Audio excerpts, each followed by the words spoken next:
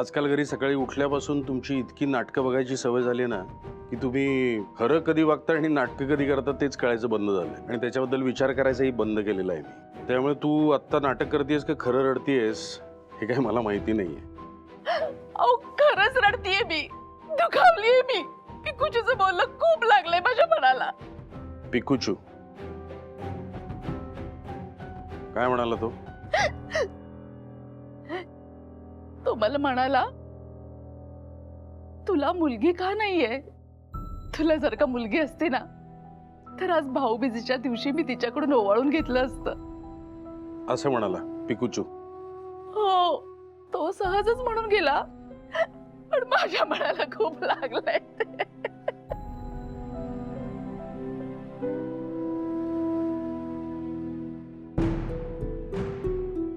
तुम्ही हसताय?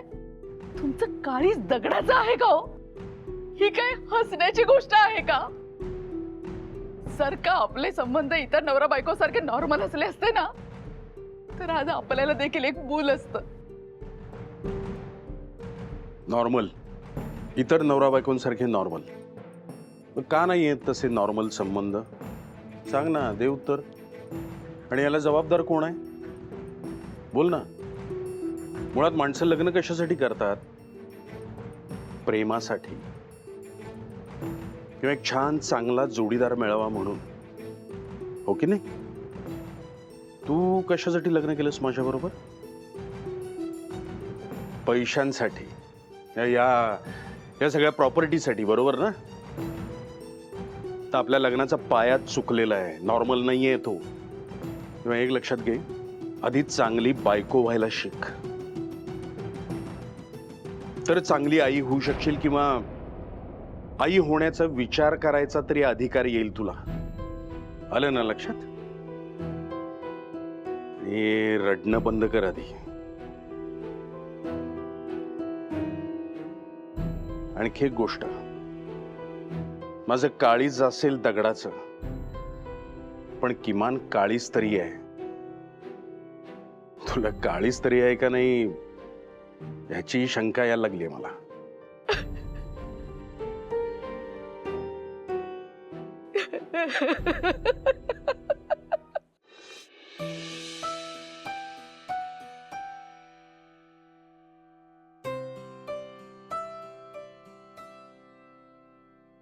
अजून कसा आला नाही दादा? नेहमीप्रमाणे आजही नाही येणार का तो? दादा प्लीज ये, या भाऊबीजेला तरी ये. आई, मामा कधी येईल? येईल बाळा. तुला भूक लागली असेल ना? मामा बरोबर जेवणार होतीस ना तू? चल मी तुला वाढते की.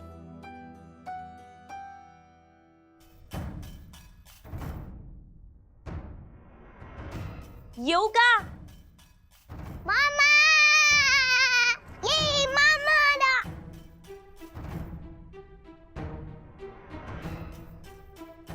वहिनी तू?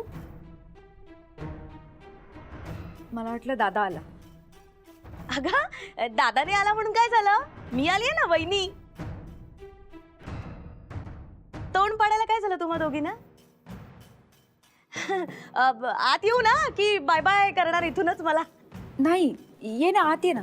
हा. तू एकटीच आलीस? दादा मागून येतोय का?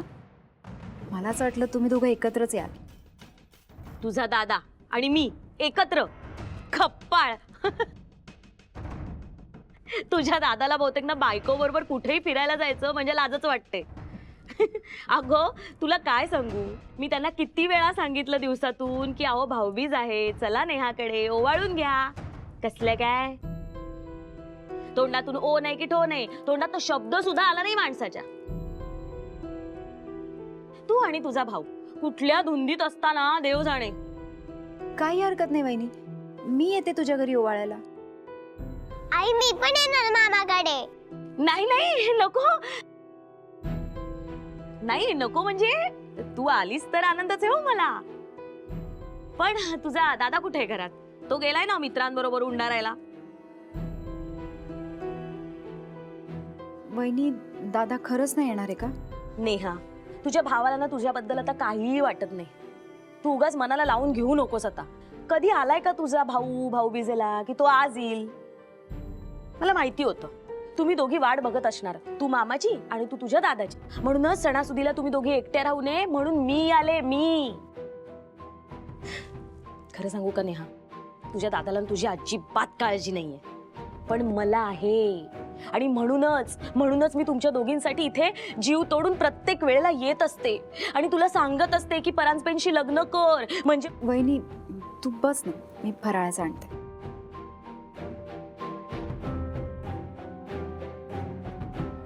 परी ये ग, ये माऊ ये.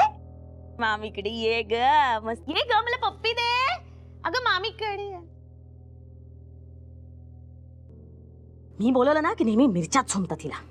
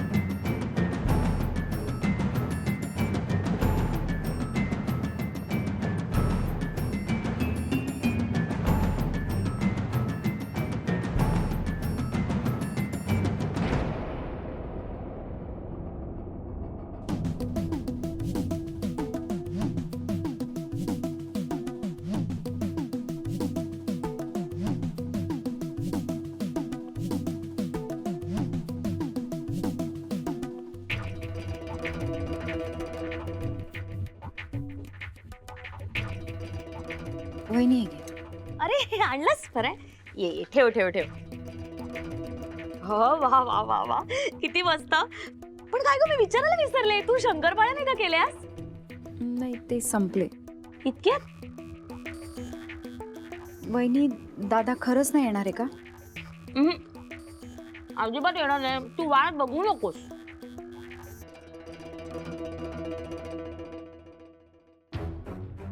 अंगठी कुठे गेली? परी बाळा, या ताटात अंगठी होती, तू घेतलीस का? नाही, माझ्याकडे नाहीये.